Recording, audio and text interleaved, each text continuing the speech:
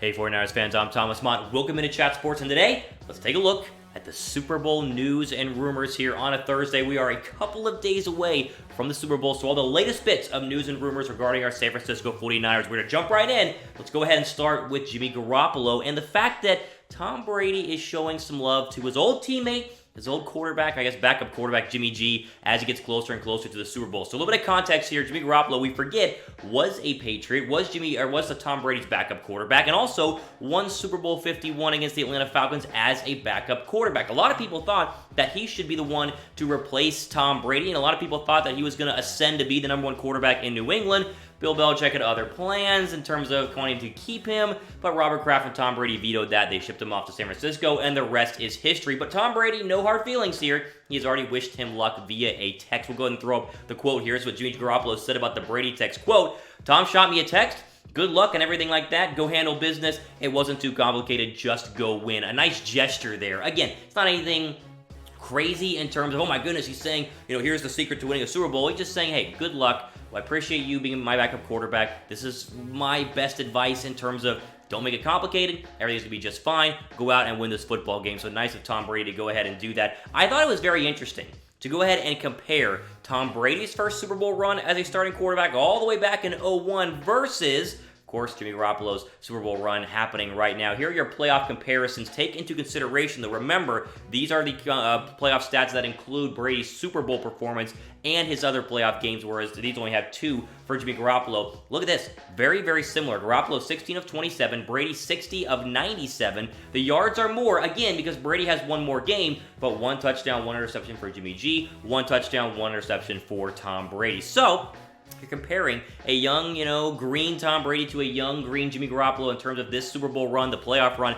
Very, very similar stuff right here. And it also leads us into our next quote, which comes from defensive end Cam Jordan of the New Orleans Saints, who was on Get Up, ESPN show just a couple of days ago during Super Bowl week. I think it was yesterday, Wednesday. He had this to say about Jimmy G. Quote, "He did things," this is against the Saints, "that we weren't aware of at the time. Nobody said, oh, Jimmy G is going to tear this defense up until he played us. And then it was like, hey, he has potential to tear defenses up." We've talked many times about Jimmy Garoppolo and if he's ready for the big stage, if he's going to be able to perform against Patrick Mahomes. Here is Cam Jordan, who literally played him in probably Jimmy Garoppolo's best game as a 49er. You've seen the stats in front of you, 4 touchdowns. He was unbelievable overall. This was his, coming out party as a quarterback on a big stage on the road in the Superdome, and hopefully it gives you guys some confidence knowing that, hey, let's just say worst comes to worst, and the 26th ranked run defense of the Kansas City Chiefs slow down Raheem Mostert. Very unlikely, as we know. Raheem Mostert's fantastic, but if they do, Jimmy Garoppolo is able to take the ball into his hands, take matters into his own hands,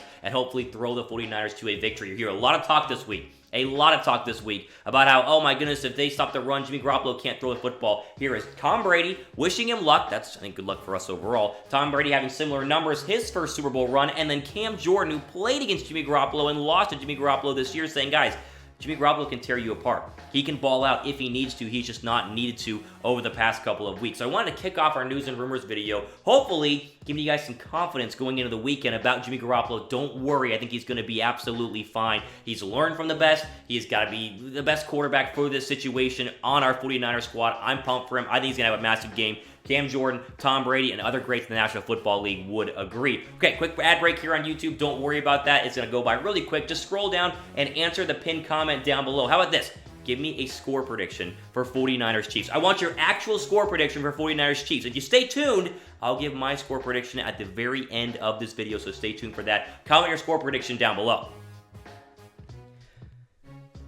All right, moving on to some other news here regarding our San Francisco 49ers. We talked about Robert Saleh a couple of weeks ago and how he interviewed for the Browns head coaching job. Well, it looks like our GM John Lynch does not think that Saleh is going to be staying for a very long time as the defensive coordinator for San Francisco. So remember, Saleh interviews for the Browns head coaching job. They apparently liked him, but they like the Vikings offensive coordinator Kevin Stefanski a little bit more, which arguably makes sense because a lot of teams want an offensive mind, who's an offensive-minded coach to sell to their fans as going to solve all the offensive issues, which were really Kirk Cousins last year, even though the Vikings were pretty good. So they hired Kevin Stefanski, but GM John Lynch, as we said, does not expect Robert Saleh to be a 49er for much longer. Here's a quote she said just the other day, quote, "He's smart, confident, humble. I think we all know we're on borrowed time with him," talking about being here in San Francisco. And this is not breaking news. This is 100% obvious. We've talked about this. Robert Saleh, I think I said this months ago. Robert Saleh is the next great head coach of the National Football League, at least the next great head coaching candidate in the National Football League. You can kind of compare him to Dan Quinn and Dan Quinn's run with the Seattle Seahawks, getting into a Super Bowl. They win a Super Bowl, and then he immediately gets hired as the head coach of the Atlanta Falcons. And look at Saleh's defense this year. Number 2 overall. They were 16th against the run in the regular season. Number 1 against the pass. They were awful against the pass last year, and 8th in scoring defense. So here's what basically John Lynch is saying. We got lucky to keep him in 2020 going forward to this next league year, but after that, unless we are terrible next year, which is very unlikely because of how talented we are, we will probably lose Robert Saleh in the 2021 head coaching hire. But again, at least we get him for one final year. Question for you guys here. Will Saleh be a head coach in 2021? I just said it was obvious, so my answer would be Y for yes. But if you think it's N for no, type N for no down below. Again, we're just lucky to have him, honestly. I think we're lucky to have him going into one more year, going into next year. I do not expect Saleh to be the head coach 2 years from now. Or sorry, the offensive coordinator.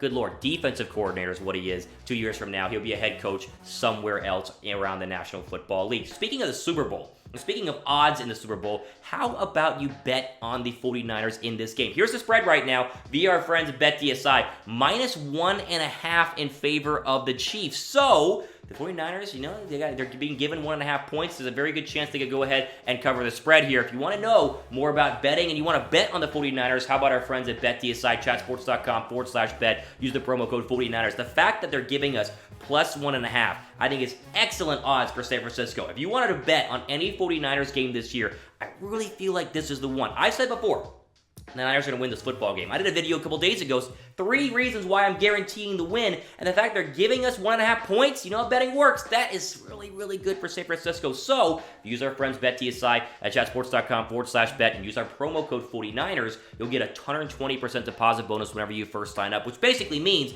put $100 down on the 49ers. That turns into $220, and then the winnings can be very, very high. I said this just the other day. Imagine the 49ers winning and you betting on them to win all in the same night. How crazy good of a Sunday night could it be if you bet on the 49ers? Again, chatsports.com/bet. Use our promo code 49ers. And you know what? Just for fun, Stephen A. Smith, who's been a hater of our 49ers all year long, he would put his money on the 49ers. Throw up that quote right here. Here's Stephen A. Smith. Quote, when you look at San Francisco, you're looking at offensively, defensively, special teams. Somehow, some way, they can find a way to beat you. I have to admit, Stephen A. Smith here, if I had to bet my money, I would be very scared to bet against San Francisco. That's why I'm saying, that's why I say that's where I'm leaning. So, don't take my word for it. Take Stephen A. Smith's word for it as well. He is betting on the 49ers if he was putting his money down. Chatsports.com/bet, promo code 49ers. All right, we talked about this a couple of months ago, but it's starting to rear its ugly head again, and possibly Joe Staley playing in his last game as a 49er in a 49er uniform. He's the longest tenured 49er right now in or on the team. Remember, he was drafted in the first round way back in 2007. Has been a stud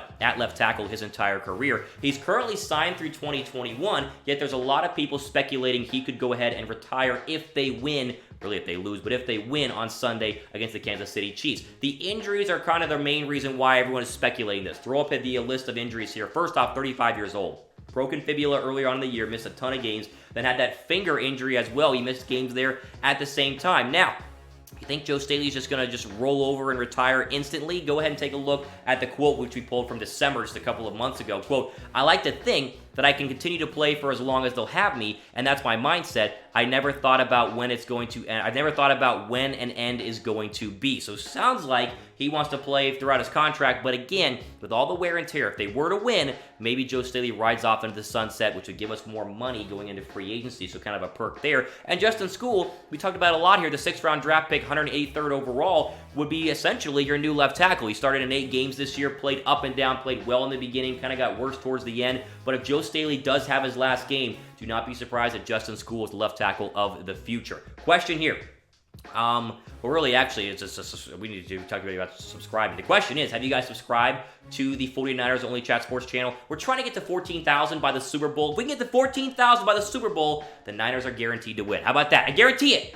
Maybe don't hold me to that, but I hope so. Go ahead and click the red subscribe button, click the notification bell, subscribe to the best, the fastest growing, really the greatest 49ers channel here on YouTube. We greatly appreciate it. And also, if you guys want to jump in on some sweet 49ers gear, like you want to get the official jersey that they're going to wear on Super Bowl Sunday, you can still order it right now. chatsports.com/49ersSB. The link to this will be down in the description box. The Super Bowl hat, the towel, the shirts, the hoodie. You're going to look at the jersey as well. It's all there. chatsports.com/49ersSB. Get in on that right now. Final bit of news here. This actually gets into free agency a little bit. A little free agent news here, even though free agency not officially starting for the 49ers until we get out of the Super Bowl week. Emmanuel Sanders, our wide receiver, was asked about his love for San Francisco and if he wants to stay or if he wants to go, and he seems very, very keen on staying in San Francisco. Remember, traded from San Francisco, traded to San Francisco by the Denver Broncos. He's a free agent this offseason. We gave up some draft capital. Should the 49ers keep him? That's a question we've talked about a lot here on the 49ers report. He told the media in a very long quote, which we're not going to throw up there because it was a big fluff piece, but he said he loves San Francisco. There's no beef in the locker room. He loves John Lynch. He loves Kyle Shanahan. He loves playing for this team. The question is, will he be worth the money? I think the Super Bowl on Sunday could be a very good indicator on whether they should keep him or not. If he balls out, re-sign him. If he doesn't, look at this comparison now in these numbers and stats during the regular season against DEEBO Samuel. Sanders, who cost a lot more and will cost a lot more in free agency this year, 66 catches, 869 yards, 5 touchdowns, 13.2 yards per completion. Compare that against cheap rookie DEEBO Samuel, 57 catches, 802 yards, 3 touchdowns, 14.1 yards per catch, and DEEBO Samuel's a couple of rushing touchdowns thrown in there as well. The question is, do you want to keep Emmanuel Sanders in 2020? Do you want to re-sign him this offseason? It'll cost you about $12 to $15 million. Is it worth it? Let me know in the comment section down below. Who's the better wide receiver? D for DEEBO Samuel, S for Emmanuel Sanders. I'm really curious to see what you guys think about Sanders. I do truly believe, I know it's just one game, but if he is invisible and does nothing on Super Bowl Sunday and Samuel outplays him and maybe Kendrick Bourne catches a touchdown pass, I think they're going to let him walk in free agency. But obviously, we're going to have to go ahead and wait and see what happens over the next couple of days as we get closer to the Super Bowl and then obviously on the field on Super Bowl Sunday. But no secret, though, this week we learn Emmanuel Sanders loves the city, loves the team, and would like to be here long-term. I think the 49ers now have the ball in their court to decide if they want to offer him a long-term deal. There you go. The final bit of news and rumors here on a Thursday before the Super Bowl. What's going to happen, though, is a mailbag is coming up on Friday. I already have your questions. I'm already ready to go, so be ready to see if I answered your question in a mailbag video on Friday. Subscribe. That way you're notified whenever that one is released Friday, probably morning or afternoon here on the channel. We're so close. Please let us win this Super Bowl. We are so close to being there. I'm getting nervous. I'm getting excited. I know you guys are too. For Chat Sports, I'm Thomas Mott, signing off. Enjoy the rest of your day.